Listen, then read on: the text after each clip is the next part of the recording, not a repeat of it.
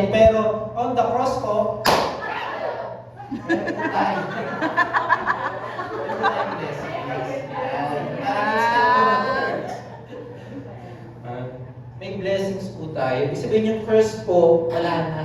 Tapos na, tinapos na ni Kristo sa krus yan, blessings na. Instead po na sickness, yan. Instead po na mga sakit, yan, yung mga cancer, kung ano-ano po, parang we can declare na tinapos na po Kristo sa krus. At instead po, meron na tayong healing. Meron na po tayong kagalingan. Sa krus po yan ni Jesus, wala pong iba talaga kundi yung cross ni Jesus. And minsan po nahihiya tayo na lumapit sa Panginoon. Di ba? Parang nahihiya tayo mag-pray, nahihiya tayo na manalangin or parang idulog sa Panginoon yung mga pagsubok sa buhay. So, through the cross po, tayo po ay may honor and dignity. Kaya na po nating lumapit sa Panginoon. Kaya na po nating lumapit sa Kanyang presensya.